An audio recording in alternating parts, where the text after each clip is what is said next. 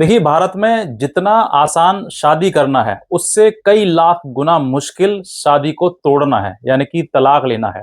जहां पर दो पति पत्नियों के बीच में ऐसे संबंध बन जाते हैं कि जहां पर साथ रहना एक दूसरे के साथ संभव नहीं है, और वो सालों से लगातार अलग रह रहे हैं, वो एक दूसरे के ऊपर मुकदमेबाजी कर रहे हैं, या फिर वो ऐसा जीवन जी रहे हैं जो सिर्फ और सिर्फ टेंशन और डिप्रेशन का है। क्योंकि ये जो रिश्ता है वो एक ऐसा रिश्ता है, आपने ऐसी बहुत सारी लड़ाई देखी होंगी जहां पर एक व्यक्ति जीतता है तो दूसरा हारता है। लेकिन ऐसा पहला ये युद्ध है जहां पर अगर आपने पति से या पत्नी से, पत्नी ने पति पर किसी प्रकार से दोनों का बीच में विवाद शुरू हो गया, तो फिर ये जंग ऐसी है कि आप जीतने के बाद भी पूर्णतः हार जाओगे। अगर आपकी पत्नी है, उसने आपके ऊपर मुकदमा दर्ज करवा दिए हैं, वो मुकदमा जो भी मुकदमा उसने दर्ज करवाया वो जीत भी गई है, तब भी मैं कहता हूँ वो जीवन से हार चुकी है।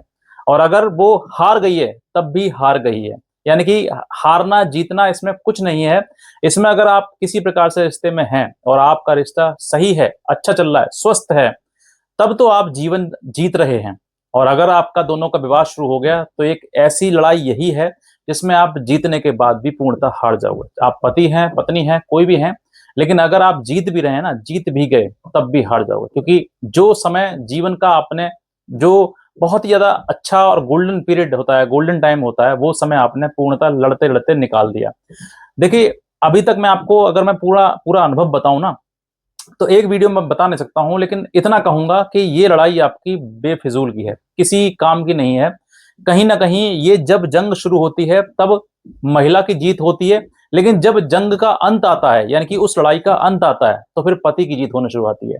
और पति की जीत कैसे शुरू होती है? क्योंकि वो इंसान जिसको आपने मुकदमे करके सिर्फ इस इंटेंशन से उसको जीत, मतलब हराना सिखाया, हराना सीखा, कि वो व्यक्ति कैसे ही झुक जाए, उसके ऊपर तमाम तुमने मुकदमे दर्ज करवा दिए, और मुकदमे करने के बाद तुम्हारी इंटेंशन सिर्फ यही रही कि वो व्यक्ति कैसे ही हार जाए, कैसे ही झुक जाए, कैसे मेरी बात मान ले। लेकिन उसने क्या सीखा कि लाख परेशानी आ जाए, वो परेशानी झेल लेगा, लेकिन वो झुकेगा नहीं। तो वो व्यक्ति झुकता नहीं है, और बुराई के आगे झुकना भी नहीं चाहिए। तो इसलिए झूठे मुकदमे दर्ज करवा के महिला ये चाहती है कि मेरे ये व्यक्ति झुक जाए। और जब बात कॉम्प्रोमाइज की आती है, समझौते की आती है, तो समझौता करना वो उचित समझती है, लेकिन मुकदमे खत्म करना उचित नहीं समझती। वो सोचती है कि मुकदमा रहे इस पर, ये मेरे को साथ में रखे, और अगर कोई दिक्कत परेशानी आए तो मैं फिर वापस कोर्ट जाऊं और कोर्ट में जाके फिर इसकी ऐसी कम तैसी कर दूं। ये शब्द थोड़ा सा स्ट्रांग लग रहा होगा आपके लिए, अलग से लग रहा होगा, लेकिन मैं ये बताना चाहता हूं कि एक्चुअल में जो लाइफ आजकल लोग जी रहे हैं ना, वो लाइफ में यही है, एक दूसरे को प्रताड़ित करना। और जब आपसे मुकदमा करने के बाद जब चीजें पता चल रही कि हाँ साथ में नहीं रह सकते हैं, बिल्कुल संभावना है ही नहीं, तो कॉम्प्रोमाइज के साथ जब आप कहेंगे ना तलाक, कि तलाक ले लो, अलग हो जाओ, सेपरेट रह जाओ, साथ में रहो, जैसे भी हो, कुछ भी कहोगे, तो आपसे इतनी मोटी रकम की मांग की जाएगी कि तुम उसकी भरपाई कभी नहीं कर पाओगे। क्योंकि उसको पता है कि ना नौमन तेल होगा, ना राधा नाचेगी, ना इतना पैसा होगा और ना समझौता होगा। तो ऐसी परिस्थिति में क्या होता है कि ना तो वो साथ रहती है और ना फिर छूट पाती है, यानी कि ना तो अलग हो पाती है। तो ऐसी परिस्थिति में आपको तलाक चाहिए, तो आपके सामने यही कंडीशन आती है कि ना तलाक दूंगी, ना छोड़ूंगी, ना साथ में रहूंगी। ऐसा कई बार मैंने देखा है कि ऐसा होता है कि तुमको धमकी दी जाती है, तो ये सिर्फ और सिर्फ धमकी है। धमकी क्यों है? क्योंकि इस धमकी के पीछे उसका जो रहस्य है वो छिपा होता है कि ना तो ये कभी किसी काम का रहेगा, ना मैं किसी काम की रहूंगी। दोनों एक व्यक्ति, जो कहते हैं एक व्यक्ति पर मतलब की सोच ऐसी हो, तो वो व्यक्ति दोनों की जिंदगी खराब कर देता है, अपनी भी खराब कर लेता है, दूसरे की भी खराब कर लेता है। तो इसलिए वो तलाक हो नहीं पाता है। तो अब जो ये जो धमकी दी जाती है कि ना साथ रहूंगी, ना तलाक दूंगी, और ये कर दूंगी, वो कर दूंगी, तो इन सब चीजों से, धमकियों से तुमको डरना नहीं है। ऑनेबल सुप्रीम कोर्ट ने धड़ाधड़ तलाक देना शुरू कर दिया है। क्योंकि कहीं ना कहीं आप सोशल मीडिया पर आप देखेंगे तो जहां रिश्ते में खटास आ गई, जहां रिश्ते खराब हो रहे हैं, वहां पर एक दूसरे को मौत के घाट उतार रहे हैं। ये आपने देख लिया होगा। चाहे रिश्ता कितना भी अच्छा हो, बच्चे तक हो गए हों, बच्चे बड़े हो गए हों, तब भी ऐसा देखा जा रहा है कि महिलाएं जो है वो अपने पति को कहीं ना कहीं उनको मौत के घाट उतार रही हैं। तो ऐसे में ऑनरेबल सुप्रीम कोर्ट ने भी एक अभी लेटेस्ट जजमेंट दिया है 2026 का, बहुत ही बेहतरीन जजमेंट है, जिसमें पति को राहत दी। जजमेंट क्लियर है, सामने मैं आपको दे हुआ है, आप उसको पढ़ लीजिए। और इस जजमेंट में सबसे जो खास बात है मैं बताना चाहूंगा कि जहां पर, ये तो आपको मालूम होगा कि जहां पर रिश्ता बिल्कुल पूर्णतः खत्म हो गया है, कोई आपका मानसिक जुड़ाव नहीं है, कोई प्रेम नहीं है, कोई रिश्ता है ही नहीं, सिर्फ मुकदमेबाजी चल रही है, लड़ाई झगड़ा चल रहा है, और कोई मुकदमा मतलब कोई रिश्ता नहीं रह चुका है, तो ऐसी परिस्थिति में रिश्ता खत्म करना अनिवार्य हो जाता है। यानी कि कहीं न कहीं चीज़ें इतनी विपरीत हो चुकी हैं कि ये रिश्ता सिर्फ़ और सिर्फ़ बोझ हो गया है, यानी कि एक डेड डेड रिलेशनशिप हो चुकी है, मृत हो गया है। तो ऐसी परिस्थिति में कहीं न कहीं ऑनरेबल सुप्रीम कोर्ट ने जो मैं जजमेंट की बात कर रहा हूँ, इस जजमेंट में जो है पति को राहत दी, पति को सुप्रीम कोर्ट ने वन सेक्शन 142 के तहत जो डाइवोर्स है वो अलाउ कर दिया और दोनों का रिश्ता हमेशा-हमेशा के लिए खत्म कर दिया। क्यों? क्योंकि इन दोनों के बीच में कोई भी ऐसी समस्या नहीं थी, ऐसी मतलब परिस्थिति नहीं थी कि दोनों साथ में रह सकें। क्योंकि कई बार आपने देखा होगा कि फैमिली मैटर में जैसे ही विवाद होगा, वैसे ही काउंसलिंग की जाती है। कि मेडिएशन कराए जाते हैं कि भाई कैसे ही बातचीत बन जाए इनके बीच में, लेकिन बनती नहीं है।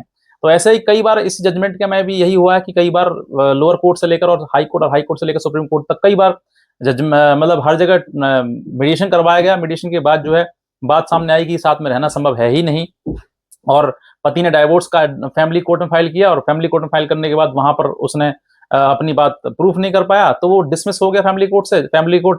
और उसके बाद उसने हाई कोर्ट जयपुर में उसको फाइल किया। फाइल करने के बाद पता लगा कि उसने जो समय था वो काफ़ी दिनों से दूर रही थी, 15 साल से लगातार पत्नी अलग रह रही थी और उसका कोई आने का कोई संभावना थी नहीं। तो हाई कोर्ट ने देखा कि दोनों में इरिटेबल ब्रेकडाउन ऑफ मैरिज हो रहा है, तो इसलिए दोनों को अलग कर दिया जाए। दोनों को डाइवोर्स अलग कर दिया। पत्नी फिर भाग के इस जो ऑर्डर हाई कोर्ट ने दिया था उसके खिलाफ सुप्रीम कोर्ट में आई और सुप्रीम कोर्ट ने अपनी प्ली कही उसने कि मुझे मेरे पति से तलाक नहीं चाहिए और ये जो ऑर्डर है वो जो जजमेंट दिया है वो गलत दिया है। और सुप्रीम कोर्ट ने देखा कि तुम 15 साल से लगातार अलग रह रहे हो, तुम्हारे बीच में कोई संबंध नहीं है, कोई शारीरिक संबंध नहीं है, कोई मानसिक जुड़ाव नहीं है, सिर्फ मुकदमेबाजी चल रही है, तो ऐसे में रिश्ते को करना क्या है। तो ऑनरेबल सुप्रीम कोर्ट ने 142 आर्टिकल के तहत इस रिश्ते को हमेशा हमेशा के लिए खत्म कर दिया। मैं दोबारा से आपको दिखा रहा हूँ, ये जजमेंट आप देख लीजिए, आपके काम का है, आपके केस में है। तो मैं कहता हूँ इस जजमेंट को लगाकर आप अपने फैमिली कोर्ट में फाइल करिए मुकदमे को, पिटीशन दायर करिए और अच्छे से ड्राफ्ट करिए। अगर कोई दिक्कत है ड्राफ्ट नहीं करोगे, क्योंकि आजकल आप जो ड्राफ्टिंग करते हैं, बहुत मैंने कई ऐसे केसेस देखे हैं जहां पर कि ड्राफ्टिंग में कोई जान होती ही नहीं है। आप फालतू की बातें, घर में खाना नहीं बनाती थी, कपड़े नहीं धोती थी, हमसे नहीं बात करती थी, ऐसे तमाम बातें लगती जो किसी भी निराधार हो जाती हैं। ऐसी चीजें पर कोर्ट जो है वो आपको डाइवोर्स नहीं देगा। कोई ऐसा strong ground, strong evidence, strong आपके पास में कोई ऐसा ड्राफ्ट होना चाहिए जिससे ये पता लग सके कि हाँ वाकई इन दोनों के बीच में संबंध बनना असंभव है। तो वो आप ड्राफ्टिंग करें और एक अच्छे वकील से आप संपर्क करें और उसके माध्यम के द्वारा आप ड्राफ्टिंग करवाएं। तब ऑनरेबल सुप्रीम कोर्ट के जजमेंट के साथ में आप फाइल करेंगे तो मैं कहता हूं ऑनरेबल सुप्रीम कोर्ट के आधार जो जजमेंट है उसके आधार पर आप लोअर कोर्ट, आप अपनी फैमिली कोर्ट है उसमें रेफरेंस देते हुए इस जजमेंट का जो है आप हवाला देते हुए आप डाइवोर्स ग्रांट करवा सकते हैं। एक डायरेक्शन मिल जाएगी कोर्ट के लिए कि हाँ इस तरीके की जो है जजमेंट दिए जा रहे हैं सुप्रीम कोर्ट के द्वारा और इसलिए डाइवोर्स ग्रांट करना चाहिए। तो आई होप सो कि मैंने जो आपको समझाया को समझ में आया हो। अगर आपको जजमेंट इसकी चाहिए तो आप दिए हुए नंबर पर संपर्क कर सकते हैं, मैं आपको इसकी जजमेंट की कॉपी भी प्रोवाइड कर दूंगा। आप व्हाट्सएप कर सकते हैं सामने दिए हुए नंबर पर। इतना कहना चाहूंगा। आज का वीडियो देखने के लिए बहुत धन्यवाद।